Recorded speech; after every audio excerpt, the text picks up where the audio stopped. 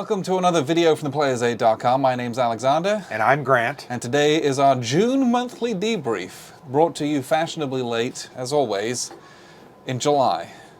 Very, very late. Is it now becoming July. fashionably late, or is it just standard? It's fashionably late when I say it is. Just standard. It just happens to be what it is, though. Next month won't be that case. Yes, it will be that way. No. We don't get home from WBC until August the 3rd. Yeah, and so we'll record it the next week, and then I'll release it a few days later. So you're talking the 10th or 12th. That's halfway in the month. No, that's normal. Because this is like all right. the 25th. Well, today's the 18th. Yeah. So this will be out. No, it'll take me a couple days to make Monday it. or Tuesday. And then I'll have to upload it those next couple days. Okay. Like, that'll be much later. Yeah, okay. Anyway, all that to say, What's our problem? busy. Busy. I feel so Life. busy right now. I do too. I absolutely do. And part of it is like, I've been on the road for work, and usually that interferes with our scheduling. Yeah. Of like doing a game or making a video. Yeah, And it's true. And it's just a lot right now. Agreed. So I'm hoping that turns itself down later on in the year. And it will. Yeah. Just in time for us to like go away. Yeah. But either way, we have been playing some really good games recently. It feels like. 100%. So let's talk about June. What we played in Games June. that we played in June. Yes, that's what we're doing. So, first off, the big game of the month. Sorry, this is really heavy. Fields of Fire Deluxe Edition from GMT Games. The review for this just dropped about a week ago. So this is a deluxe version of the old Fields of Fire Volume 1, which came out in like 2017, maybe even earlier than that. But it's been a while. And it had like a second printing, like a second edition. And then they came up with this deluxe edition when they gave you a box that was finally big enough, and they redid all of the paperwork in it, and it's incredible.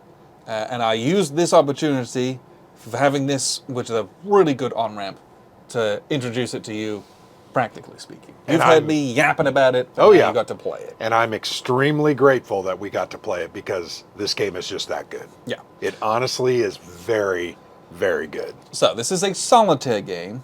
And when we played it, like, you mostly played it and I kind of GM'd some of the stuff and walked you through some of the bits. Well, and you pieces. helped keep me in the rules. Yes. Right? I was making the decisions while learning the rules. Yes. Which was good.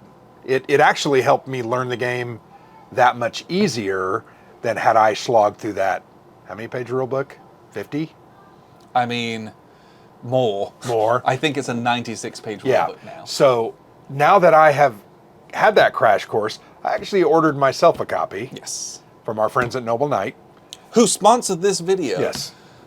That was more good, from them later on. Good segue. Good save. Good save. I don't think they noticed. But I ordered that copy because I wanted it that badly, and I got it all, right? I got the deluxe edition. I got the... Yeah, so the deluxe edition's hard to find. So we got you the first edition, the deluxe upgrade kit. And then I also got you the bulge expansion Yes, for it the too. bulging. So I've got it all, just in time Of Volume 1. for the parachute infantry. I can't remember what it's called. It's the PIR. yes, it's Para Brigade, I believe. it Okay. is. But from Oh, Colin No, Parsons. it could be Regiment, yeah. Anyway, looking forward to that because I enjoyed it that much, and I'm going to play this solo, and it's that good of a game. It really, honestly, is that good. Also, I have official confirmation from GMT that new edition, like Volume 3, will be just like this. Okay. Same big old box, same kind of learning manuals and on-ramp, so that you can buy just that and learn it from the ground up as well. Got it. Which is just a huge credit. So before I taught you this, I had this set up and walked through the learning tutorials and playbooks that they've got in here, which is a literal boot camp. It's like, set these things up. Here is how you move your guys. Here is how you order your guys. Yeah. When people open fire, this is what happens. And it is step by step, and it introduces every single thing to you, but it also does it with really, really helpful, just like tactical discussions as you're going along of like, hey, this happened. what would you do? You could do this or you could do this. In this game, we're going to do this. But it like gives you these like gems that were impenetrable in the first edition that you had to figure out by experience. So huge. I can speak to the efficacy of those playbooks and on-ramps. Really, really good. But also, well, and I think just that so good. Ben Hull is the designer of the system, and I think that Andrew Stead and Colin Parsons have had a lot to do with the deluxe edition. Yes. Those on-ramp rule books, and now Colin has done that British Parachute Brigade volume, which I'm so excited for. Yeah, it looks so good, really good, because it not only deals with World War II, but it also goes into the Falklands and it's got Afghanistan. Yeah, I mean, that's cool to have it come more forward into a modern. This one focuses on World War II, Vietnam, and Korea. And the Korea and World War II stuff is very similar. Got it. You know, there's different organizations within your platoons and some different weapons, but a lot of the same kinds of things you're going through. But I'm very curious to see the difference between like fighting in Basra versus fighting Market Garden. Yeah. And they've all got that all in one box. I think it's really interesting. Yeah.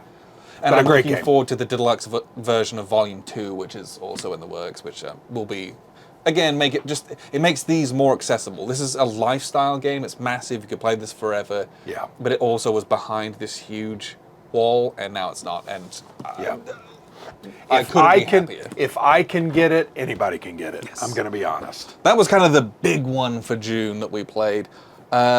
I played a couple of solo games. Yeah, what did you play solo? Well, I played Iwo Jima a couple of times from Worthington. Fantastic game. I also played World War II in the Pacific, the roll and write game. I've never played a roll and write game before, but I very much enjoyed that. There's some stuff coming up on the channel on that. Those were kind of the ones that I played. I played The Union Forever and also Morgan's A Comin', which are a couple of little postcard games from Against the Odds magazines. I made a little video that'll come out at some point. And then I also played Bravery in the Sand, which is an MMP polybag game from 2009. And I think I looked at this last time when we talked about it. We got it for free at WBC when I was buying a lot of GCACW games. I also recorded a video about this. And this is DAC, right? World War II. Yeah, specifically this is the Siege and Relief of Tobruk. Okay. And so, but like, it's a map about this big. It's got 8 pages of rules. Like, it feels very SCS, although it's a chip pull game. And I just like set it up at work and played it over a few lunch breaks, and it didn't take me very long, and it was really enjoyable. Like a solid little game that. Did you see the new Battalion Combat Series magazine that they're releasing? I ordered it already. I figured you would have. But this is like standard Combat Series style of... Kind of, yeah. I mean, this is not necessarily an Operation Special Issue number 2, but very much looking forward to that BCS magazine game. But yeah, I played those. Love the BCS. Did I do anything else? I'm not sure that I did. But we played Call of Duty quite a bit. We did. So if anyone out there also plays Warzone please and would join like us. people to play with, we're not great.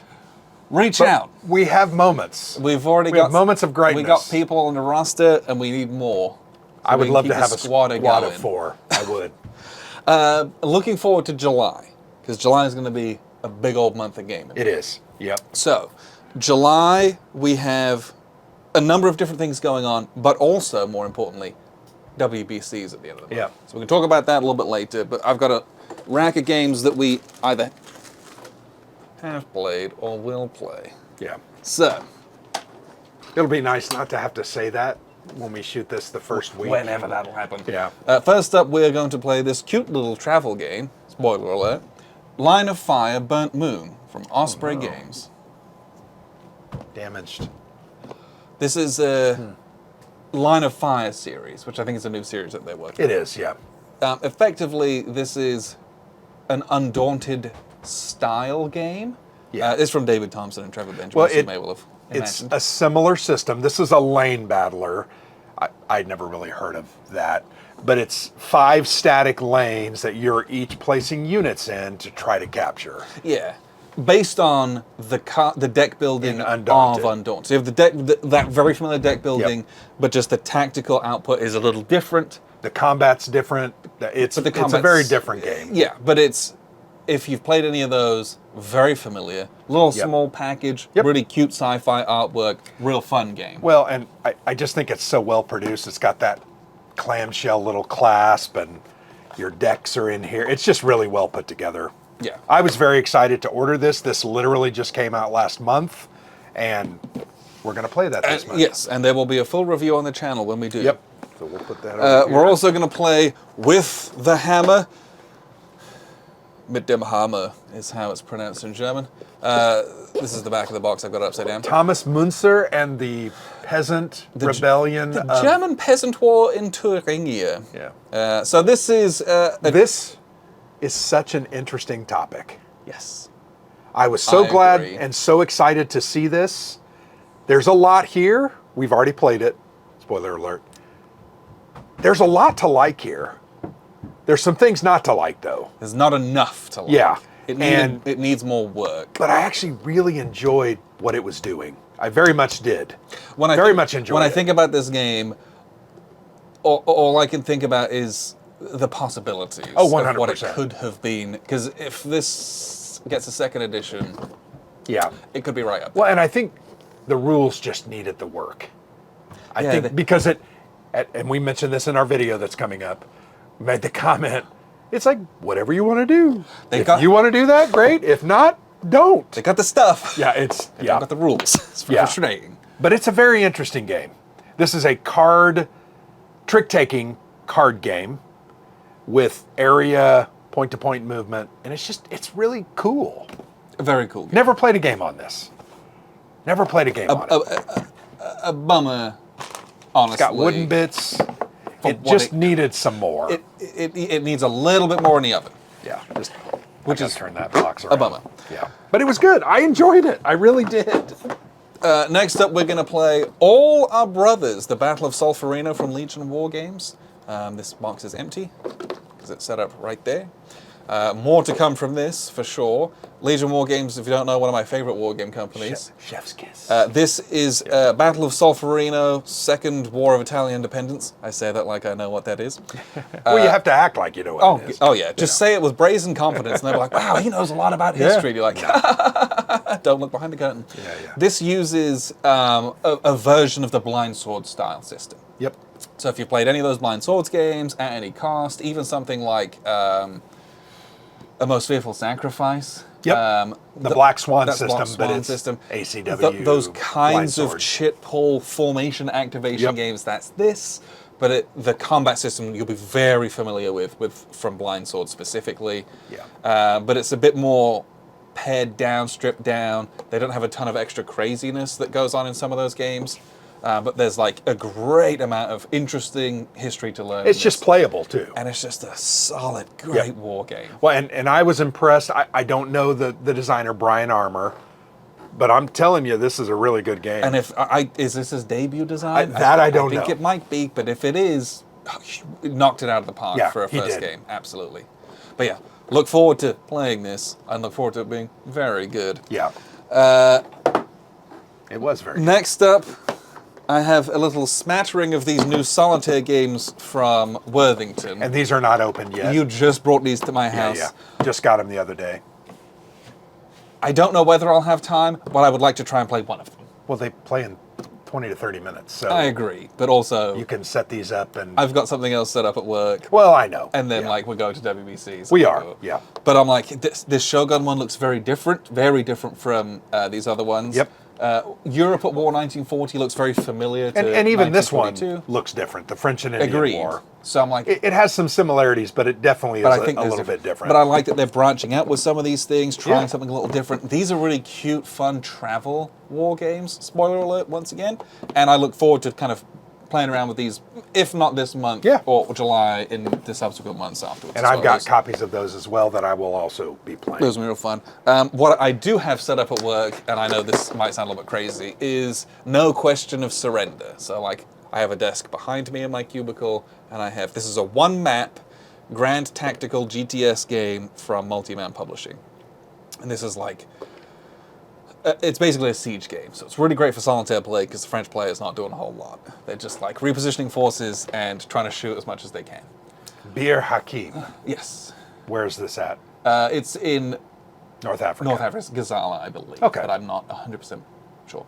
But basically, this is the Italians and the Germans, the Axis forces, just have to like crack this nut. But it's this is my first GTS game, but we've played the company scale system, also by Adam Starkweather, but that's from Compass Games. Very similar. There's differences, but like, do you remember how you had to like buy your chits in with your command and dispatch? Yep. That's Same all thing. That core system is in here. Okay. There's just some differences with the way some of the combat stuff works, but it's also still very familiar. But like the barrages, the cohesion, all Similar. that stuff. Okay. It's identical. Well, and we have right over there, we have Greatest Day. Greatest Day, Utah. Yeah. And we've got, everyone's gonna be like, oh, you gotta play the Devil's Cauldron. We got it on pre-order. It's coming when it's coming, whenever that thing gets released. We just need more time. Yeah. But it's really fun. I played 2 turns of it already. It's great. It's fun. I'm enjoying it. But that's kind of what I'm playing on my lunch breaks at the moment. And so getting to some of these other small solitaire ones might take a little bit more time. So what else are we going to play in July? Because we are going to So- WBC. We will be at WBC Tuesday, July 29th Yes. through Sunday, August 3rd. Yes. I think we're leaving in the morning on Sunday. We normally leave Yeah, at 7. and so does everyone else. It's Yeah. not, most people don't hang out. Sunday's a travel day. So we've got a big old stack of games of things we're going to play. I'm just going to pull the whole thing over. This is all a little bit representative because there are things on here that we just don't have, or Yeah. some of it might get switched out. Yep. But there are some definites. And there's others that we don't have here that we're going to play. Yeah. So Congress of Vienna, very desperately want to play this. Yep. We played a small scenario at Buckeye Game Fest in April. Loved it. Amazing. We want to get 2 other people, and I want to sit down all day, and I want to play all 10 turns. Yes. It'll be all day. It's a very long Or at game. least as much as we can. 100%. The Congress of Vienna is part of the Great Statesman series. If you played Churchill, it's a lot of that, diplomacy on issues back and forth, and then you're using all of those issues to resolve a much more involved and crunchy war game part of it. Yeah, I think as compared to Churchill, not so much, Pericles I think is similar, but very much a war game because you're Yes. debating and then you're putting all your stuff on these different tracks and you're fighting it out. Yeah, It's so good. Whereas Churchill has a lot of ancillary stuff, Yep. and like the war kind of takes care of itself. Yep. But in that one, you're doing all like the political control of things as well. Whereas Yep. this one is like, nah, you'll fight Just out fight. on the battlefield. Fight. It's Fight. freaking awesome. So we're definitely going to play that. We also are going to play with a couple of gentlemen that we've, Kip and His friend, I can't remember his name for now. advertising reasons, Yeah, I'm not going to say because I don't want I'm to get sorry. demonetized. The Napoleonic Wars from GMT Games. This is a card-driven game covering the entirety of the Napoleonic Wars. Yes. Very much excited about this. We're going to have a, what do they call it, coached game or something like that. Sure. I think we're playing it Wednesday night at 6 p.m. So Okay.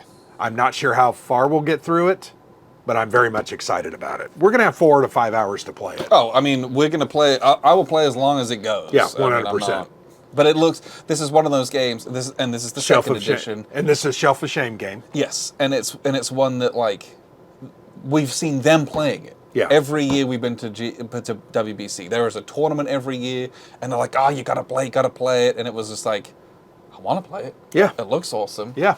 So I'm very excited to kind of get that to That the is table and get that's that one going. definitely we're going to play. Yes. Another one that we have talked about playing, but I don't know if we're going to get to it or not. Border Ravers. Yes. Right? We played Border Ravers 2 years ago. Yes. I got sick halfway through. I loved what we did. I honestly loved what we did. We never did a video on it. We never, what did we play, like 4 turns, 5 turns? And then I got sick and had to go back to the room. It's only 6 turns. Okay, so we played like half. Yeah. 3 turns. I think we did 2 or 3. I want to play this desperately. I'm sure that we can find 4 other people and play the full 6 players. Because you want to do 6 plays. Well, I think you can either do, it's like 3, 4, or 6. I think it's like, but you want to play it 4 or 6. Yeah. So anyway, Border Ravers from GMT, we're going to definitely try to get that played. Another one from GMT we're going to play is Here I Stand. We've already kind of got a couple of people lined up. Yep, we just need to like finalize it on the books. Here I Stand, a classic, and a Such a great favorite game. here at the channel. And it's, I think I know, because we played Virgin Queen earlier in the year, and I love that game. I just know this game better. Sure. And so... Well, and this is a better game. I think they're both really, really good. This is a better game. That's my opinion. Because I think it's more streamlined, and I think it focuses on what... Now, the Holy War is streamlined in Virgin Queen, and I actually really like it's that. a massive improvement. It is. Now, but this game's so you good. lose some things, You which do. are very cool, but This game's so good. I love this game. Yep, And me too. It's great, and we're going to play it. Yep. Like there's so we'll have played both in 1 year. That's always a good Always year a- of gaming, yep. as far as I'm concerned. And this will also be the people that we'll play with. This will be done in like 5-6 hours. 6 hours. Yeah, six. Because we all know the system. Yeah, and like you just have a short lunch, and like we go through it, and it's Yep. done. That's and that's kind of how I like. To I play assume at this Cullen and point. Russ are two of those. I don't know if Mike is going to play with us. Yeah, we'll harangue it. But we'll figure something out. as well. Another one we want to play is Fire in the Lake, but This is also kind of a stand-in for Red Dust Rebellion, well, that's true because I want to play Red Dust Rebellion. and so do I, and so Badly. does everyone else. So I Yeah. think that's more likely to get played than this. We But I just- don't have it. That's your house. Right. I forgot to bring it today, so that's my fault. But that would be our second play of Red Dust Rebellion, and I loved what we did in November, December. And we shot that little kind of first impressions video, but I think we want to play it one more time, And and do a we'll full get like a review. full review going of what's Yeah. really going on, because it's a good solid game. It's you really can good. talk about this one. So Medieval Conspiracy from UGG, which is Udo Grebe Games, I think is what it is. I bought this from the GMT sale. I literally know nothing about it other than it has one of the worst rule books of all time. And the rule book that you get in the box is written in Just hard. ye olde English. And in Well, like, look at the title. It's just even hard to read it. and it's written in like the awful kind of Gothic Yeah. German script, which is fun and cute to look at, but please don't write your Yeah, rules in that. hard to read. And they did it as, I don't know if it was a joke, but like you go online and they've got the PDF of the regular rules. Block war game, right? Or it uses blocks. Yeah, I don't know. Yeah, we don't know that Like much I just about it. bought it to support GMT and because Sure. it looks cool and it's a multiplayer game and we're always looking for those kinds of things. But then a friend of ours Larry. has had a friend who has played it and was going to teach us that he dropped out, but Larry's like going to pick up the torch and hopefully teach us. We need and to we're gonna pick it remind up. Larry because I'm afraid he's going to be busy and not be able to. Well, yeah, we'll have to like carve out a time to Yeah. do it. The other, we're going to play John Company. We always do. Yep, typically. We will end up spending hours playing kind of some prototypes and Yep. we don't love to do a ton of those, but we will do a couple But with there's designer interviews and Yeah, videos. and there's like a couple that it's like, oh, that's the one I want to see. That's the one I want to see. Yeah. And then, so many people come up like, oh, you want to see this? Like, yeah, sure, sit down. Absolutely. Yeah. But we'll end up doing a whole bunch of those. And I think we're trying to play a Battles of the American Revolution, a Yes, board game with Mark Miklos. We're just trying to sort the details on that. I don't know which one. We haven't made a decision on that. Well, he sent an email again. I'm not playing in the tournament. I don't know if you have said that we're playing in the tournament. No. I'm not playing in the tournament. No. Well, he doesn't. I love the system. I love the game. I love the period. I'm not interested in He's sitting trying down to and playing. just have us sit in a heat so that it's Okay. a time slot that he can work with. Maybe None of that's us what will he go meant. through. I Okay. think that's probably. I just want to play a game for 4 or 5 hours with him. And I right? think that's what it is, but it's just a scheduling. Okay, got it. And so we'll figure it We'll out. figure that out, and then he'll pick the title. I don't care. I'll play Because any we of them, I have think. so many other games that we're going to be playing in, I don't know that I can commit to. No, but because he that also much. has that tight schedule because he runs that. Yep, I get it. It's hard for him to squeeze Yep, us I in get it. elsewhere. I'm probably mistaken. So Love Mark. He's a great guy. I think that's everything probably that we'll play in July. Well, we also talked about, Oh, next week. next week, we're going to play Pontiac's War. Yes. From Compass Games by John Paniski. That's a game I bought on Kickstarter like in January. It arrived in March. I've clipped it, organized it. It's ready to go. It's a card-driven war game. We're going to play that next Friday. Yes. Right? We also are going to try to play a couple more games at WBC. We're going to talk about like Valkyrie we talked about. Oh, sure, yeah. A Black Orchestra game. I'm going to take Estachan or Estatan. Oh, we're definitely playing that. So anyway. Because those are also, well, I don't know about Valkyrie, but Eschaton doesn't take very long. 2 hours. And when it's something we can do in it's between. not very long, what I mean is we're going to play 8 hours of Here I Stand. Yeah. I can play a little short game of Eschaton and then do something else in the evening. So we're going to play, I think, a couple of more. My guess is we'll get 10 to 12 games at WBC. And there's always that stuff that you never know. It's like, oh, this game we're going to play that. Great. Yeah. I had pickup games of Barracks Emperors and People Power and all sorts of other things that you just wasn't expecting a couple of years ago. There will be other stuff played as well. Definitely. 100%. But I think that's everything for July. I think so. The other thing I wanted to talk about briefly is I'm currently reading for both pleasure and for fun, and also that you will see on the channel, the Napoleonic Wars. This is from, I do not know how to pronounce this gentleman's name, and I even emailed him to try to find it out. It is Alexander Mikaberidze, I believe. He's Georgian. If I'm butchering it, I apologize. That's pretty good. This is a really interesting tome on the Napoleonic Wars, and it is about globalizing the context of everything that happens. So the stuff that Napoleon does is already a short part of it. Sure. Everything else is why he had to do those things and where that sits with. So there's a ton of other really interesting stuff that's going on. Really cool. We also got Gettysburg the first day in. I did want to talk about just some games that we've been receiving recently. So go ahead and talk about that one. I have another one that I can't remember. We played Shiloh the first day last year at San Diego HistCon, SD HistCon, and loved it. So I have a bunch more on the shelves, and Gettysburg the first day just arrived, so very excited to play this. This will happen later in the year, but just wanted to let you know this is out. We're going to get this in August. Sure. We just need to get it clipped. We're also going to play Blue and Gray in August. So it's going to be a ACW month. Yeah, I'm committing us to those 2 games. Yeah, sounds great. Okay, great. That's what we're doing. But if you've not played a Blind Swords game, if you've not played a lot of ACW games, they're just excellent. It's available, and these are, like you said, excellent games. The other game that I just got this week, right? So this is called General Orders Sengoku Jidai. I have General Orders World War II, and this is from David Thompson, Trevor Benjamin from Osprey. So this is that same system, but it's in the Sengoku Jidai, right, of Japan, right? Feudal Japan. Look at that cute little box. I mean, having not played it, how different do you think it's going to be? Or is it just I think different it's colors? going to be somewhat different, but it's similar system. Okay.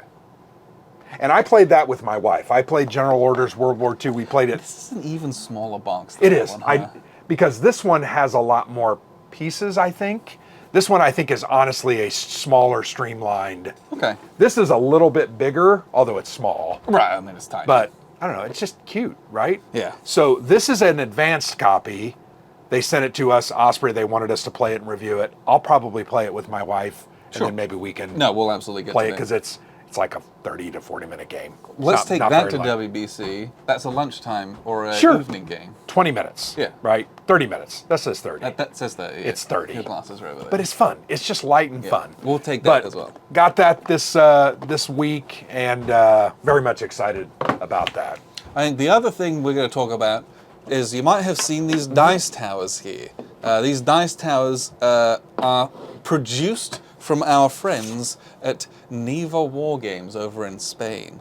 So if this is a 3D printed plastic, you can switch these out and put in your cute little Neva Wargames one if you wish, or you could keep the Player's Aid one. But we partnered with them. They sent us kind of some prototype copies, and we kind of talked back and forth. And this is what the final production is going to look like. Yep. It is available on their website. Yep. And it's a partnership with them, so if you go and buy these, it helps to support this channel as well, and you get a cool small dice tower, nice and portable. Yep. And we've used these for a couple weeks in a row, and I've really liked them. I want to say that it's about $20. Then you got to pay shipping and handling. Is it 20 euros? Or is it that's a good question. €50 and 20 bucks? I'm not sure. But and then the plates. I think the sliding plates are like $5. Because you can buy all sorts of different ones. Mesa de Guerre, Us. I think those are the two that he has. But These are really nice. They rolled really well. I very much enjoyed using them, and they're high quality. And they're very sturdy.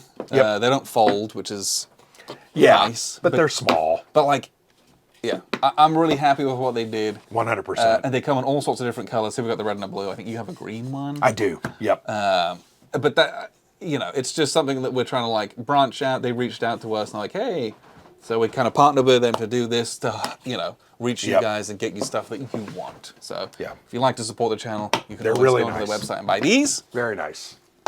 And then I don't know if I have anything else like that going on. So real quick, for Kickstarter, there's all sorts of games on Kickstarter, but the thing that's kind of like finished and wrapping up the campaign at least was Conquest of Paradise. 3rd edition, I think it is, from Phalanx. I'm very excited for that. That's kind of all going to a head with like all of the different backer kits and stuff. That game is so good. It is. I loved it. Now, I would say that one big complaint, and I felt like I felt this, because it's 4X and you're out exploring, sometimes you just get crap islands. And that's probably the case. They have actually modified the system they have. to address that a little bit. So it's less random. So I'm hoping that really changes. I wonder if there's like tiers of islands that you can find, like something like... Not really sure, but... Eclipse. Yeah. Yeah, but either way, that's one that I'm like really excited for. In theory, by the end of this calendar year, we'll have Company of Heroes 2, but... Yeah, we keep mentioning that. I don't knows? believe it. D-Day Dice Pacifics. That's going to be next year. I can't imagine that's going to be this year. The only other thing I know that is coming that I have backed is Chicago 68 from the Dietz Foundation. I think they're expecting that in mid to late August. Nice. Which I'm excited about. It's a card-driven game on the Democratic National Convention rights of 1968. So pretty cool looking. But yeah, there's always stuff on crowdfunding. So go and do your little explorations and research and you will find more than you can ever put your money to. Did you know I'm a super backer now? Is that embarrassing? A little bit. Okay. A little bit. Well, how do you attain that status? Is it volume backed within a certain time period? I don't know. Volume? I don't know. I've backed around 100 games. Yeah. Yeah, it's embarrassing. I mean, it's been like 8 years. So 100 divided by 8 is a lot. Yeah, that's still a big number. That's like 12 games a year. Because that's also very much backloaded. Because we did not back that many in the beginning. No, we did not. And I've actually stopped backing as many. I really have. That's what I hear as well. Yeah, well. Well, this War of Mine I backed like last month. We did that RPG, World War II RPG one we did. War Stories. I'm excited for that. We're going to play that next year. It's going to be a great time. I did a couple of others. I can't remember. It's embarrassing. Speaking of ways to spend your money. Yeah, don't do it. Here's a word from our sponsor, Noble Knight Games. Here at Noble Knight Games, we've been carefully growing the world's largest selection of board games, role-playing games and dice, war games, miniatures and paints, card games, and more. Going on 25 years now. Our rustic castle contains more game and hobby goodness than you can shake a stick at. Complete with careful packaging and the finest customer service the land can provide. You can buy, sell, trade from anywhere in the world, just like nature intended. Noble Knight Games. So very grateful for Noble Knight's support of this channel. They keep the lights going and they've been a great partner with us and have enabled us to get things like the Napoleonic Wars 2nd edition. That's where I bought it from. Or my copy of Fields of Fire Deluxe. Yes, and so very excited. You can get anything and everything there, especially if you have patience. If you have patience and you put that email alert on. Well, you put it on your want list, right? And when arrive. it comes into stock, you get an email. You got to act quickly. You do. Because sometimes it's 1 copy or 2 copies. So you got to act quickly because you got to remember there's like 50 other people that have wish listed that. And then I'm also excited, later on in the year, we're going to take the car up and just load it with games and drop off games. And it's a way to like make room on the shelves for all of your Kickstarters. Yeah, there you go. Yeah.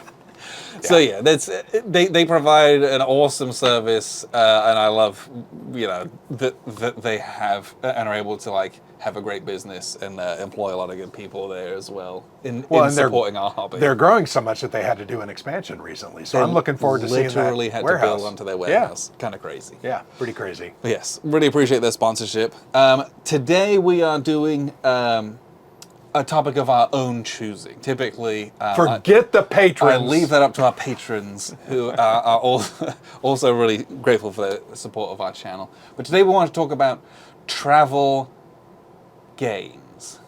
Mostly war games. Mostly war games. But some not. But this is also something that has become more near and dear to my heart, as in the past year and a half I've had to travel more for work. And so I have been trying to like throw in a small game into my backpack so that I can play that in a hotel room instead of watching whatever local sports team is losing. And so, because if you asked me 4 or 5 years ago, the travel war games are like, it's cool, you can take this on the road. Now I'm actually taking it on the road. Yeah, I'm like, yeah. oh yeah, great. This is awesome. Yeah. So we've got a ton of games to talk about, like an unconscionable amount of games to talk about. I went crazy and grabbed everything on my shelves because I am reorganizing my game room tomorrow. Oh. So I was like, ooh, this will be good because I can then try to put them back on like a puzzle. And what's nice about the small war games, that's one of the best parts about the small war games. You can get more. You can put them in everywhere. Yeah, and the absolutely. awkward places on your shelves. Yep, 100%. It's the little Tetris part of it that That's I what also I love. do. But one of the things I wanted to say about these games before we go on, so what makes a travel-sized war game? So to me, there's a couple of criteria. Okay. I've thought a little bit about I think this. there's 2 criteria for me. Okay. So one is size. You don't want a Fields of Fire Deluxe Edition. That will not fit in your carry-on. That thing weighs 30 pounds. You don't want that. You want a game that is small and portable, that you can literally throw into your carry-on. Or just in your little backpack. Or even in your hand because you're going to play it on the plane. So that's one. It's size, physical size. The other thing is it has to be compact. And what I mean by that is you can't have a small box and then have a board that's this big. The footprint of the game. Yeah, the footprint of the physical game has to be manageable because the reality is you're playing this on one of those little circular tables in your hotel room or the little desk that you've got. Or the little tray, the food tray on the plane. airplane or the train. So it's got to have a small footprint and it's got to be small size-wise.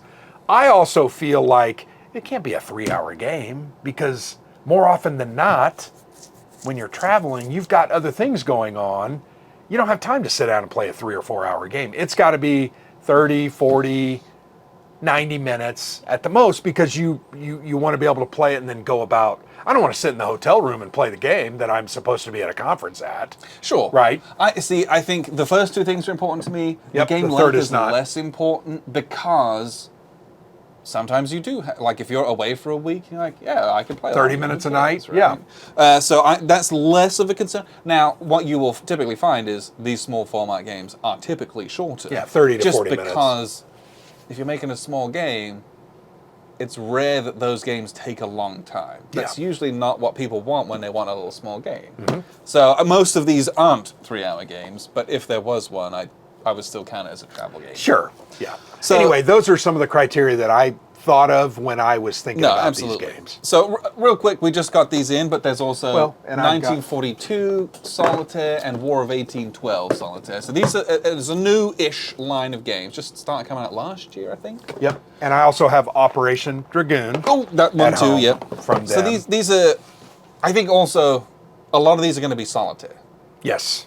And most of them. A big part of that is you're sitting in your hotel room. You're on the plane doing this. That is a function of what you'll find a lot of these. But so these are all these little micro solo games. Very simple. Roll some dice, get some actions, do some little bits on the board, roll a combat. Right. That's what these have started at. Some of these look like they're progressing into being a little bit different from the point-to-point kind of running up tracks type of thing. And I'm curious to see how those go. But that's the game. Yeah. That's the So entire this is game. the board, right? Folds up like this, and you unfold it and you play on it. Yeah, you have, is it 1d6 in there? There's 1d6, there's like- about a dozen counters. They're circular. You have 2 play aids, And these are typically across all of these, they're Yeah. similar. And then you have a rules pamphlet. And like, This is not a rule book. you don't need this play aid. That goes in the box. This is the only one you really care about. No, you actually do need this. The sequence of play is like Well, 4 you, steps. You just put it right here because it tells you what actions you can take. But you know what actions you can take after one turn. Sure. Like, this is I ripped all my you rules. need out space-wise. Sure. In reality. Very, very small. But this game's awesome. War of 1812 is amazing. Very hard. I had a blast with this one. I liked this one better than I did War of 1812. Is that because you did better at it? No, I did Okay. well at both of them. I never I played got this one. crushed a lot, but I just enjoyed. I thought the decision space was a little better on better this now. one. This one I felt like it was more just, oh, I'm choosing and then I'm rolling. Yes. This one that's you kind of how I felt. Yeah, you had some choices that I thought were fairly impactful. Yeah, I'm curious to see how these differ. Like, this one is much heavier. There's a lot Yeah. of cards in it. Well, let's I go think it's a ahead and- totally different game. Yeah, let's go ahead and open it up. Sorry, I have mine at home. I've opened up and I've not really done. Impromptu unboxing. Anything Because I with think this it. French and Indian War one's a little different as well. This looks very similar in style Yeah, to I these would. two. I would say yes. Yeah, look at that. But I mean the same counters, the little rules pamphlet. But like, a totally different stuff. Yeah, they don't have a traditional Abstract. board. Kind of, yes. This says castle. These are very tight. And it's They too- are. too big on And extra then this cards, one has a right? bunch of cards. So yeah, I think this one's very, very different. Which is exciting. good. I like that they're doing that. Ooh, these are beautiful. Beautiful cards. But yeah. And that looks comparable to the others, frankly. Yeah, it does. But I'm sure it has some unique elements. Yeah, with the different regions and who Yep. can. But yeah. Well, and who doesn't love a great game on the French and Indian War? yeah. Right? I sure do. But that's very, very different. Oh yeah, 100%. So anyway, these are from Worthington. Yep. They've got 6 of these out now, and I know that there's others that they are planning. And they're just very high quality. They're very well made. Yeah. Like the boards and the counters are nice and thick. And they're Yep. available right now, which is also huge. Every one of these plays in 30 minutes. Yeah. Literally. Nice, quick little games. So those are your copies. Worthington does a lot of those good little games. Some of them are bigger. Yeah, a lot of them come in those pretty big boxes, which. And so they made these so that you can just travel with them. Carry them around. Yep. You could literally put that one in your pocket. Yeah, honestly, I got I a big winter coat, and when I Yep, travel, put it like, right it in literally there. goes in Yeah. there. So that's those. So let's talk about. Literally any of them. Well, I'm going to talk about these from blah blah blah. Where is it? Hispania. Sorry. And I didn't bring Tetrarchia. But So that fits in. these are from Draco Ideas. We have Hispania. The first game in this series was called Tetrarchia. These are ancient Roman cooperative. Think of Pandemic. Yes, they're pandemic inspired. That's kind of what you're doing. You're going around quelling barbarian rebellions and fighting them while also trying to pacify and develop your infrastructure. Tetrarchia and this both play in 45 minutes to an hour. Both of them are cooperative but also have solo elements. So you could carry this little thin box into your hotel room, set it up, and play it. Yep. But excellent, excellent games. I really liked this one.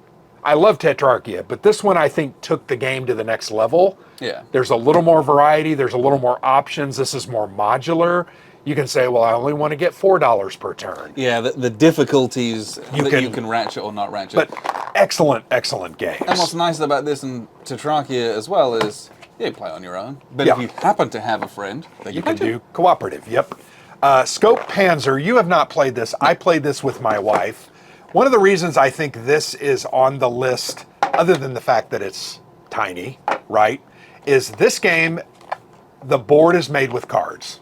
The only components in this game are cards.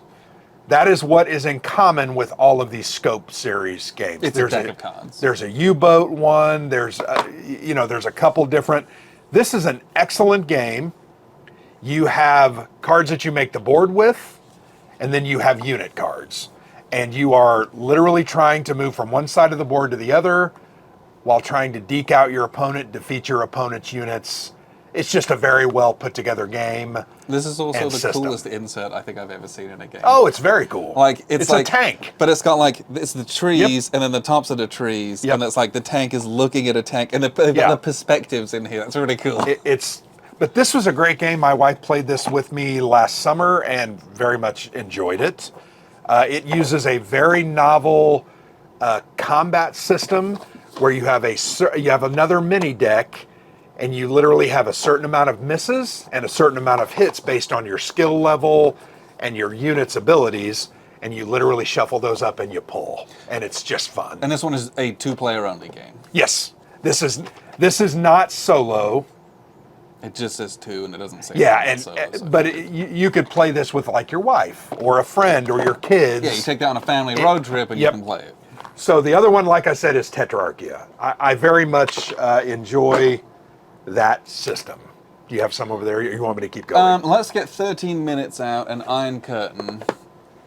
Yep, and you have 13 days. 13 days. And do you have 13 minutes? seconds? Or seconds, no. So this is a series of Cold War games. 13 minutes, 13 days, both Yep. Cuban Missile Crisis games from Ultra Pro. Ultra Pro, the card sleeve guys. Yep. So 13 days, we played this a while ago. This is the game. So it's a little bit of a larger format, so this is going to go into your backpack or in your suitcase. But the board itself folds out and is real small, and it's a little micro CDG game, basically. Yep.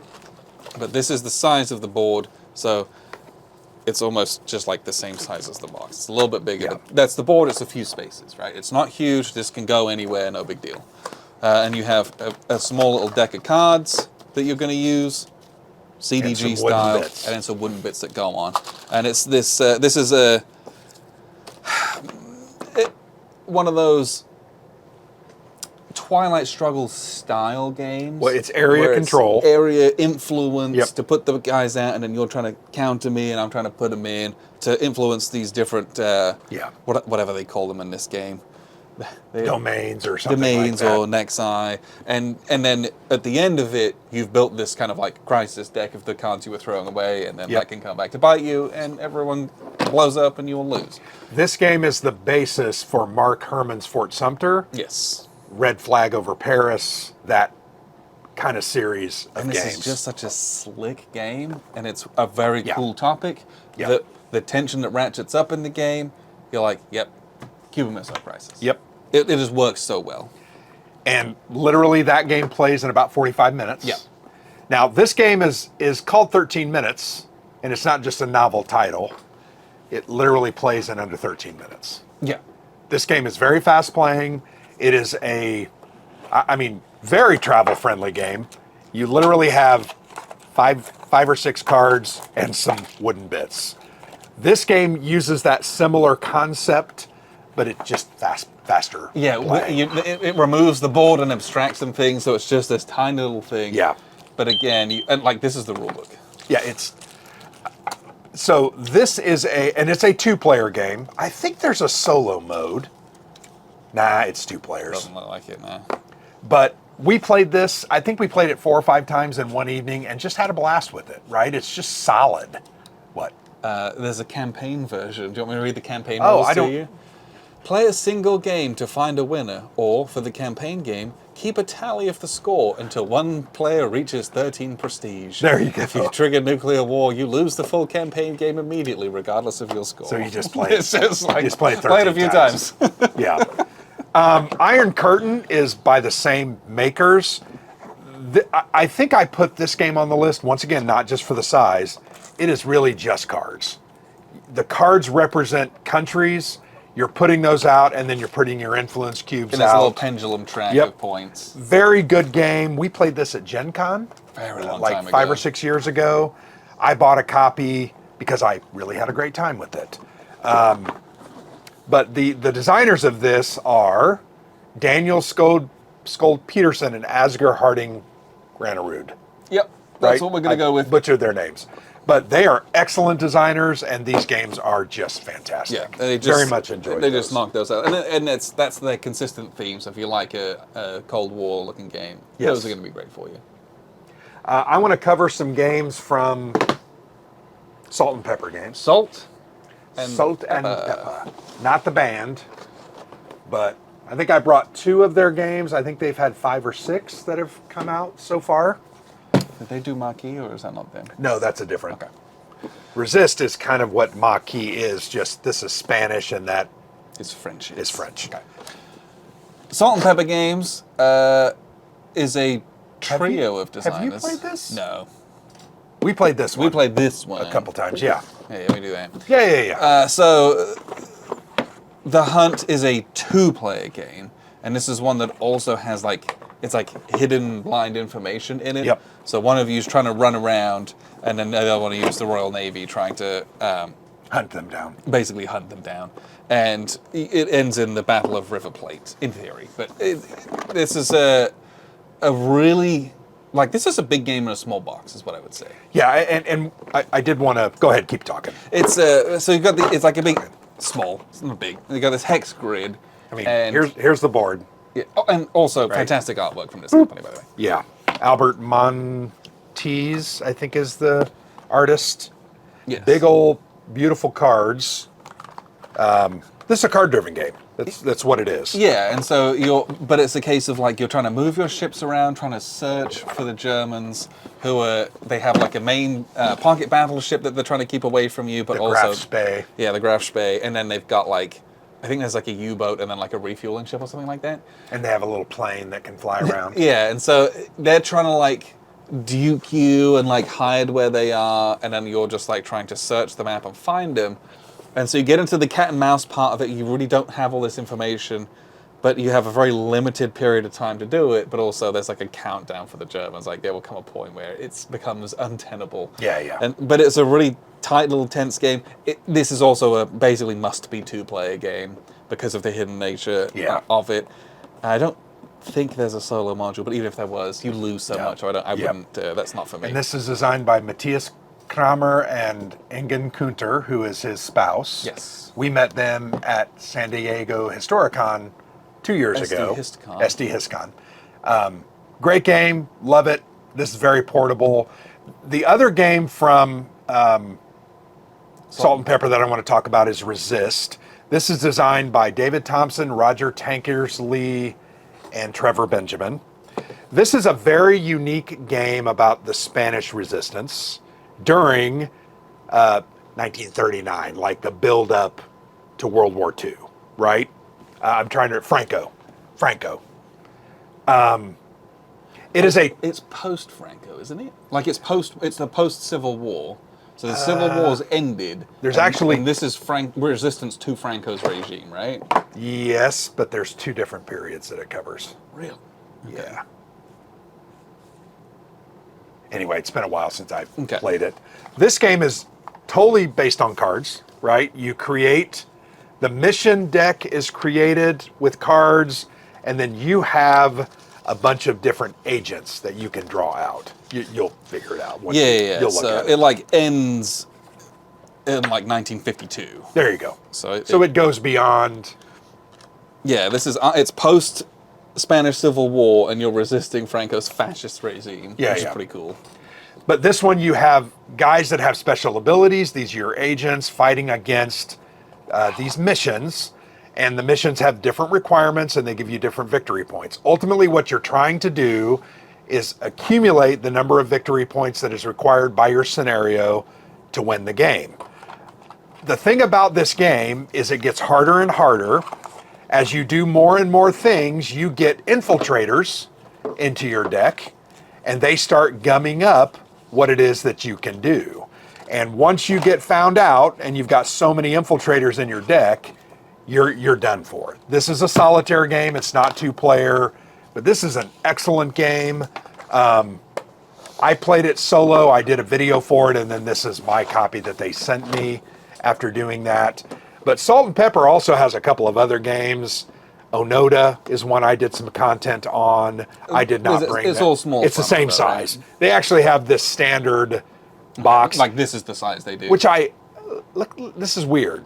right? This is right. This is a production copy. Is this not a production I copy? feel like this was probably a pre-production I copy. think so too. That's not. So that's what ended up happening. I didn't get ultimately a final copy. But if you haven't played a Salt and Pepper game, I think you're missing out. They have really Operation Barclay is one. We have not played that yet. Okay. Maurice Suckling. That's another game that they have done. Both of these have artwork by Albert Montes. Yep. Does he do Onoda as well? I think that's a different artist. Because That's a different part of what artist. makes these games so good, and Is they're Resist beautiful. especially, is it's just stunning artwork Yeah. and color choices. Yeah. But these are both great travel size games. I've actually played this one in a hotel room. I played Resist in a hotel room. And it was fun. All right, let's talk about these. The Combat Rations series. Yeah. So, well, I suppose this is Combat Rations. This was not, but Well, this one's from so Combat Rations Yeah, is from Shakos. Nuts Publishing. Saladin is from Shakos, both French companies. Yep. The Combat Rations series has Port Arthur, and it also has Border states. upcoming like Guerre Claire. Yep. And then a couple other ones. They've got like a Norway 1940 game coming Yep. on. So this is a pretty varied. There's a lot of different types of games in that series, but the whole point is that it's a small lunchtime, small format game. You've Yep. got great production value in them. This Beautiful. one's a little micro CDG type game. Yep. But there's like the best part of this is like, do you draw cards or do you get guys? Yep. You have to make that choice before you see or do anything. So here's And the say, board. like, I'd like to get 2 cards, and then you get your cards and they suck. Yeah. It's like, oh. Because you it's don't so know what your great. cards are going to be, and you have to determine how many number you get at the beginning. Saladin from Shakos, and then Border States also from Shakos kind of came out at the same time. Very different types of games. Saladin's really fun. It's one of those games where it's like it's fixed positions, and you have all those sticks to kind of mark the units that you have, and you're fighting these pitched siege battles during the Crusades. Yep. And I've played games that are like this, but oftentimes they're that was the other game that I had played.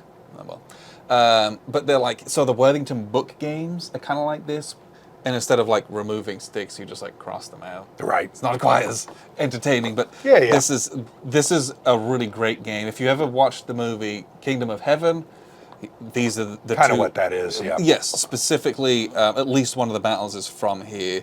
What was the battle I think called? it's Arsuf is the one that's in there. And Hatton, I think, is also in there. It could be both of them, but Yeah, I don't think it's know. both. Because remember, the board was double-sided. Yeah, but the one where it's like they're encircled, that's in the movie. Got it. That specifically, I remember that. Okay. But really cool. Again, a small format game, but it's like, hey, here's a unique topic. Maybe Yep. I watch the movie in my hotel room and then I play the game. Yep. Right. Real cool. Border States is a very abstract ACW game where you're fighting over those 5 kind of border states, Yep. right? That were kind of non-committal at the beginning of the war. So it's 1861, and you're playing these cards back and forth to try and influence those by playing matching colors and shapes. But then you also have like these battles that you have to commit Yeah, you to. have generals. Yep. And they have this really, really interesting like tactical placement of where you're lining them up and how that Yeah. resolves into combat, which will have knock-on effects into swinging states towards you. This was a victories. sneaky good game. Very, very It's good game. abstract. Very. But it's a very good game. Can you name the 5 border states? You're not an American, so you are now. You're not a natural-born American. We're going to go with Tennessee, Kentucky. Okay, Kentucky, ding, ding, ding, ding. Rat bags. One of the Carolinas. No? Maryland? Maryland, yep. Ding, ding, ding, ding, ding. West Virginia? Yes, ding, ding, ding, ding, ding. The smallest. Is Kansas on there? Nope, the smallest state, Delaware? Delaware. And Mike Heckman lives here. Oh, Missouri. Missouri. Okay. Yeah, those are the 5 that was border awful. states. I should have done that. Good, pretty good, pretty good. I'm Hey, impressed. Pretty good. Loosely in the right area for some Yeah. of those. But this is... Not enough people have played this game.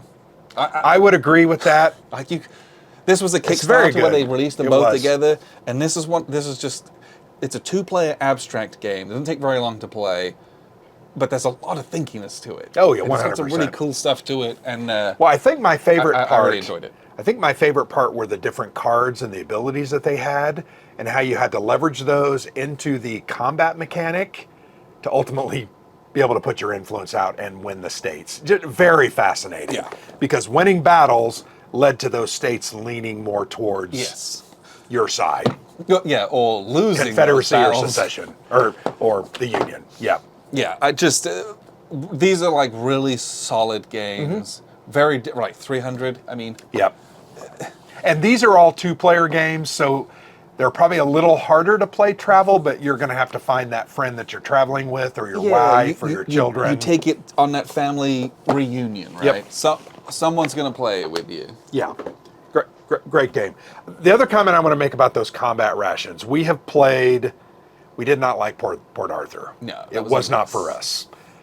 That Gary Clare, that game's awesome. Yeah, when that comes coming out. that game's awesome. That's an instant buy. It's really good. And that Norway game looked really, really solid. Yeah, and that one's also one of those games where like you don't have enough pieces, Nope. so you have to commit to picking a strategy Yeah. and try to making it work. Both those were good. We have videos on those or about those on the channel. I did want to talk. Let's talk about these three, if that's okay. I have so many, but we got to trim it out because you've got some too. I mean, we could go on for hours. Robotech Reconstruction. So this is more of, and I think So this is a 3 to 4 player game. Yes. So this is one that you're taking on a trip with people. Okay, and I know Or that, taking to a convention and playing with people at a convention. Right. And if you had have asked me 5 years ago, when we played a prototype of this, if this would have been a travel game, I would have laughed you out of the house. We had no idea that it was that small because the prototype was huge. The prototype came in a box that was bigger than this. 100%. And the board was massive and it had all this stuff in it. Yep. And then we played that. There's a video of that on a channel. And it was awesome. It was great fun. Big game, coin-inspired Robotech game, these asymmetric factions, doing all sorts of crazy stuff. Really cool. And then when the game was released, they're like, hey man, it's like $35-40. Yeah. And I was like, Huh? huh? Yeah. And part of me was like, oh no, is it not selling well? Yeah. And then it showed up at your house. Yep. And I was like, oh my gosh. Yeah, it is Are tiny. you kidding me? Yeah. They like miniaturized this thing. And it works. I mean, it's here. I wanted to show the board because Like- it's really pretty cool. It was just such a funny surprise to me. But like, this is the game. Yep, this is it right there. And it's awesome. And the board when we played this was like 3 times this size. Yeah. I thought, wow, Genuinely. this is huge. But this game is awesome. And I'm this going is to be like honest. a massive game in a small box. Oh, it really is. Dr. Wicks is the designer. I'm terrible yes. at. But like, Strange Machine Games is the publisher. come on, man. This is I wish we had had the opportunity to play this more when it came out rather than just playing the prototype. Yeah. Because I think this might have made some of our lists like 18 months ago. Yeah, like So this 24. is a real slick game. If you like Yep. Robotech, you got to get it just Yep. because it's Robotech. It's very good. But also the game is very good and it is crazy portable. Yeah. And this is like it's a big 4-player game. Yep. And like every other big 4-player How many game big I've 4-player got, games can you travel with? Not many. None like this. No. That offer this level of depth to them Yep, anyway. agreed. Like this is like a real full big old board game 100%. that happens to be travel size. Yep. Massive just- plaudits to them. It's for just that. very good. Blitzkrieg, and we also have the Caesar one. Do we not? Yeah, it's up there on Somewhere. the shelf somewhere. But Blitzkrieg, and it's funny, I think I actually like the Caesar one more than that. Oh, yes, I do too. This one's way more abstract. Yes, but this is Blitzkrieg. It's a 2-player. You can play this solo. It does have a solo module, but you Yep. want to play it. You want to play 2-player. Little game, but bigger, very light contents. Right? It's got 2 different boards. One for the European theater and One for the Pacific. Pacific, I believe. Yep, I think it does. Or is it just like 2 Well, different things? No, I think there are 2 boards. There's 2 boards. But It's been a while but since we perhaps played it. One of them's not. No, it's one board. Yeah, but it's dual-sided though. Yeah, because you can do the European theater. So that's the or you wall, can do the Pacific. And then this is the. Okay. Right? This is the Nippon expansion. But this is Okay. like. It's been a while since we Because played this is the 5 theaters of World War II. Yes. This other side is like an invasion of America. Nippon expansion. So this is like. There you go. There's a Godzilla piece in there too, by the way. Right. I don't know if you knew that. I don't know if I've seen it. Yeah, it's in there somewhere. But like, it's a track moving game, right? You're trying to play your tokens that you're like secretly hiding and To get different abilities. and then you're placing those out to win and to move on the tracks and to lock those up so they can't be recontended. Yeah, there is an AI bot. Neat little game. The Caesar one, which is part of the same series, also designed by Paolo Mori, I believe. Totally different game. Yep. But it fits this same size and scope of what it's trying to be with like components. But that one's like an abstract. You're placing different types of units on different borders to like get the most to control those areas. It's a very geographic game. Yep. Whereas this is just like moving some tracks up and down. And I just thought that one was also really good too. You want to talk about Watergate while I look for something really quickly? So Watergate is a two-player this. game, and you will, I don't think it even has a solo module. This is a card-driven game from Capstone Games, also designed by Matthias Kramer, who did The Hunt, and he's done a ton of other big games as well. Watergate is, gosh, we played this at our first ever Buckeye Game Fest, and it was taught to us by none other than Rodney Smith, and it was awesome. And he taught us, and we were playing immediately. Yeah, because he's really good at rules. And very good at teaching rules. Yeah. This And is a good guy. Oh, great! And this is a card-driven game where you're vying back and forth on a track, but you're also trying to win. It's like a Churchill-like. You're trying to win things on your side so that you can resolve them on this investigation board, which is this abstract, geographic kind of spatial game. And you're literally trying to cut people off. Well, right. The journalists are trying to like link all of their clues together so that they can, and it's literally like the crazy red strings on a board trying to link everything together. And the Nixon administration trying to cut is them off. trying to like block those and stop them, and with back channels. Here's and what the board looks like. Issuing their power and stuff. Yep. And it's just. It's such a fun game. Very good. And the theme's real fun in it. And it's just like, it's not a war game, but it's this great piece of history. And you get to like contend with this struggle that some of you guys watched on the TV. This is a Matthias Kramer game. Yes. Capstone Games. I wanted to mention this really quickly because I meant to mention this. So Paolo Mori has a new company. Okay. He has created a new company, and he has the Battles of Napoleon. I have a copy of it. Okay. We need to get it played. I need to unbox it. Is it a first. travel game? It's a little bigger than a travel game. It is a little more of a war game than some of these others, and I'm very much excited about it. Okay. So I wanted to mention that. Hidalgo Indigenoso, I think is the name of his company. Sure. I'm screwing that up. Sorry. I'm sorry, Paolo. But the game looks amazing. So this game's good. That game's good. I mean, Paolo Mori is a great designer. He's a solid, Let's not pretend solid designer. So, but yeah, these were three games that I know these are travel, and they're actually bigger games than you would. Yeah, like you would think. Watergate got meat to it. Yep. Robotech Reconstruction is like a full-blown game. Like there's nothing We got to talk small about this one. Yes, 1943, 1945. My least favorite name for a game, unfortunately. It was initially called the Soft Underbelly, but that name got changed for trademark reasons. I don't know. Tiny little game, and this is based on this is trying to take and conquer or defend Italy in the Second World War II. From Dissimula Edizioni. There is a full review of this on the channel. This is a big game in a small box. This game is so good. It's got like real cool elements to it where you've got like your regular dudes who are cubes, and you're counting the number of those. You're adding to that tokens or counters, which have like your special units. So like, ooh, I've got my paras with them, or I've got some tanks with them, or I've got my air units. And it's about getting your combined arms is going to give you the best results for attacks. And it's moving area to area across. You like launch the invasions from North Africa. You go into Sicily, you go into southern Italy, and you have to basically march up and then punch into the soft underbelly, right? You go up into southern Germany, and the game's over at that point. Really, really, really slick game. Very well made game. Very cool game.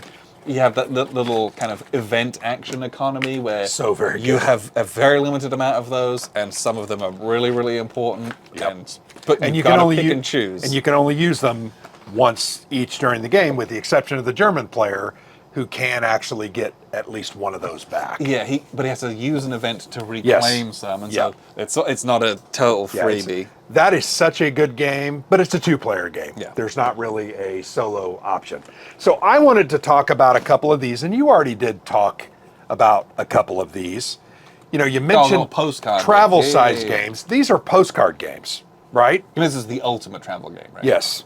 You So can send it to yourself, and it's already there when you get there. 100%.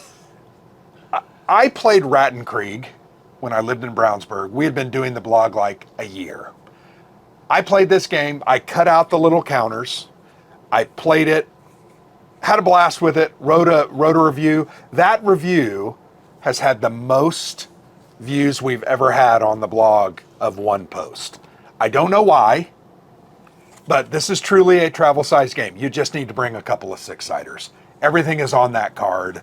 I very much love, and these are from Against the Odds magazine. Yeah. Here I have one called Masterpiece, The Third Battle of Kharkov. Yeah. And then these are Rattenkrieg 1 and Rattenkrieg 2. Yep. And then you had... So I had, what did I do with them? I got too much stuff up here. I can't find it. So I had Operation Cerberus, which is the hunt for the Scharnhorst and Gneisenau in the English Channel. I played that one. I didn't like that one very much. But the Union Forever, really fun. You would like it. I'm sure I would. Morgan's a Common was really good, very different. And then I've also got a couple, like there's one of them is like a Hex Encounter Waterloo game. Like Okay. it's just an engagement from that. Then there was one about, it was the French against the Mexicans in like the 1800s that I was like, what is happening? Like, who knows? I don't know Interesting. anything about that. And then the other one was, it was the Siege of Rhodes, I believe, in the 1500s. Okay. But excellent little, these are called postcard games, right? It's a literal postcard. You can, Yep. can you put us? So some of my ones, like, it has lines for the address and a place for Ah, the stamp. got Like, it, it's got it. genuinely, No, these are not. those ones got too many rules. Yeah. These games are fun, and they've got about 15 or 20 of these. Most of them are designed by Paul Rohrbaugh Yeah. with High Flying Dice Games. These are not, but some of them are designed Most of the by ones that I have are. So and when you buy Against the Odds magazines or Sorry. anything from that website, typically you'll they'll like give you find for one free. in the box. Yeah. These are excellent games that aren't going to cost you a whole lot, and they're really, really good. I wanted to talk about book war games Yes. just for a minute. You have not played either of these. I have. These are Mike Lambo's games. Everything's contained in here. You got to cut out some counters. You put them in a little baggie. You slap them in there. You got it. And these games are just, you do need dice. That you're going to have to take the dice. You bring dice. You bring dice. But he has like 20 of these. You've played a lot of those from Worthington. Yeah, so the Worthington ones, their book games they don't have counters in them. Those ones, just draw. Yeah. Almost like the roll and write style of games. Very similar types of games. And Yeah. that's one thing I didn't mention earlier is I've been playing Coral Sea from them. Okay. And I'm really liking it because it's quite different. So I played, oh gosh, what was it?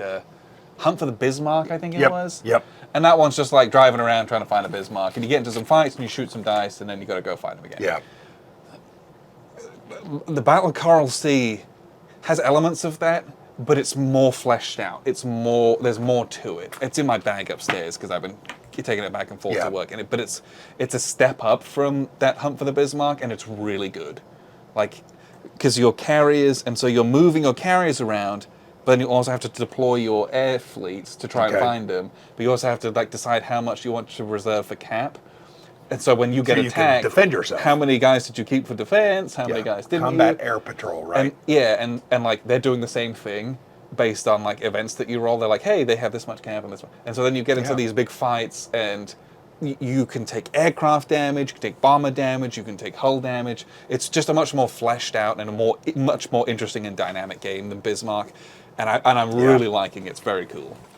So anyway, book war games. Now, this is a brand new one. I just bought this off of Amazon. This is called World War II Solitaire, War Game in a Book, Echoes of War. designed by Mark Wiley, who is the nephew of Grant and Mike. Okay. Really fascinating story. I have an interview coming up on the blog with this. I think Mark is a great guy. This is a very different style. It's very bright. You need to be prepared. Very saturated. And these are not different. These are all the same, but the game's going to play out different every single time. Okay. Every single theater is represented in here. It is worldwide. He also has what is called a right-handed version and a left-handed version. This is the right-handed version because I'm right-handed. Is the left-handed literally like anime Yeah. where it's backwards? Well, or is it just the maps on this So side? here's the rules in the right-handed side. Here's what you're going to write on. It's on the right side.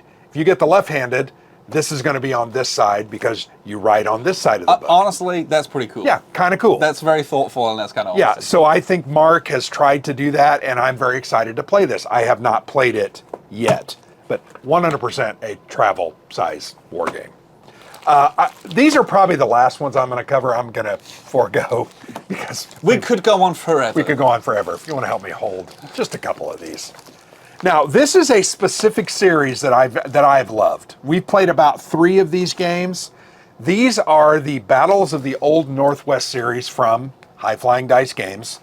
You can see these are polybag games. There's literally a map. There's a rules pamphlet and a counter sheet. And that's all there is to it. You've enjoyed these games, have you not? Oh, I love these games. These games are fantastic. They deal with a very interesting part of history, but they just play really fun. They're very simple. You can literally take these on a trip. You can play them solo. Yeah. They're 2-player games, but you can play them solo. You just take both sides. The art is fantastic. The art is Niels incredible. Johansson is the artist, and they're about $20, so these are not expensive games. Yeah, like even just the front cover illustrations Beautiful. are just so cool. Yeah. But you get Just like so this fantastic. is The River Racing. River Raisin cold and bitter battle, and so you have this frozen battlefield, Yep. and the details on there are just so cool. And some of these are just so varied and very different. Yep. And it just, I think what I like about this series is it is both unpretentious, right? Not trying to do too much. Yep. But it's also about these small engagements. Yep.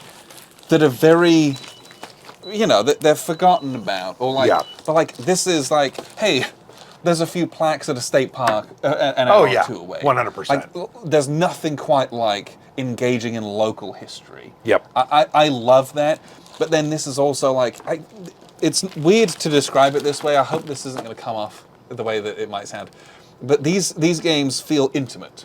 In that, like, we're so close to these parts of history, Sure. like geographically. Yep. And the game's not trying to do too much. It's just trying to show a little window into something that's been half forgotten. Yep. And it's bringing that back to life and putting it in the zeitgeist. And he's doing it with an artist who's putting in a lot of effort and joy and beauty to it. Yeah. And then we get to kind of play around with this and experience it and learn something. Yep. And they're fun. They're just fun Yep, games. they're great little games. So you mentioned they're close.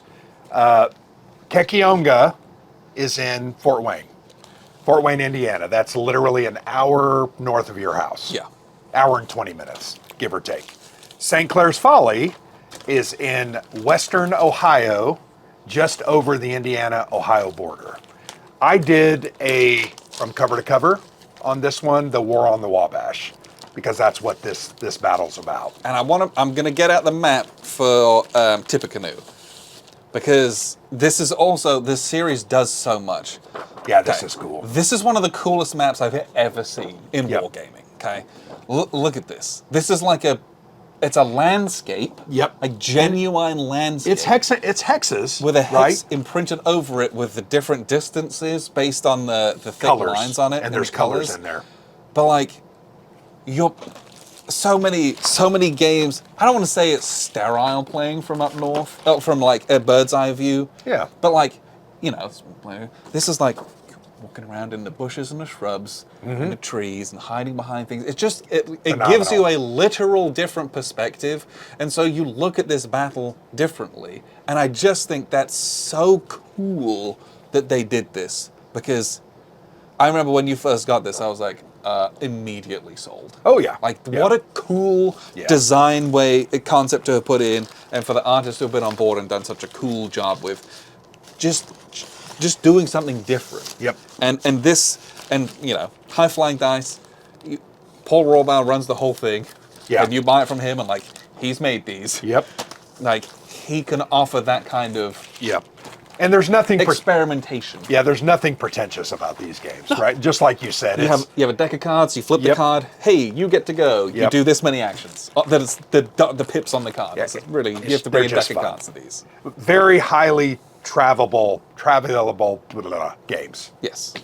There is So- a billion more we have and I could gotta talk stop. about. I gotta stop. Perhaps we'll do a part 2 in the future. Yeah, we very easily could do a part because 2. I have other things that we can talk about. There's so many of these. I went over the top. No, no. I brought them all. When he arrived at my house today, It's kind of first off, he pulled into my driveway, pulled back out to back in, so that the trunk of the car was at the back because Yeah. there was that many games in it. yeah, it's pretty embarrassing. And then he proceeded to ferry in armfuls of Yeah. games. And after the first one, I was like, 5 there's different usually loads. a second one. yeah. And then a third one. And then there was the clown car one. Yeah. And then after that, I'm like, this is an absurdist comedy Yeah, with how I many know. games you bring. I'm embarrassed. Like, I'm embarrassed. How many games we've talked about? There's that many over here that Yep. we haven't talked about, plus more. And I didn't really even go through my shelves. I'm sure there's more we could pull off too. Yeah. So there will be more of this coming, but I hope that helps people and inspires people. Like, when you travel, you don't gotta sit at home twiddling your thumbs Yeah. or like what's on at the cinema. Nothing wrong with that. I hate when I have a conference, right? And you're at a conference for 4 or 5 days. You get home from dinner at about 8 o'clock. Not enough time to do anything Yeah, else. there's nothing to do, right? I could sit there and I could watch TV. Or I could read a book. Yep.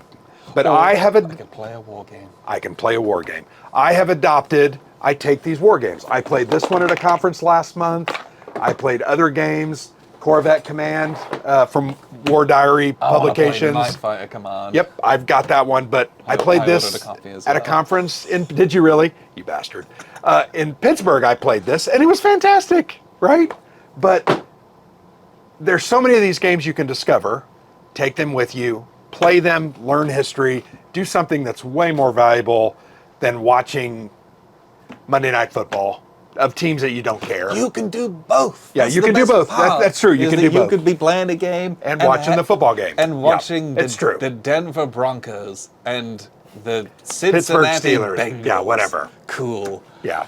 Like, you could do Very that. true. There's nothing wrong with that, but you could also play a war game. Yep. And we here at the Players Aid advocate wargaming. 100%.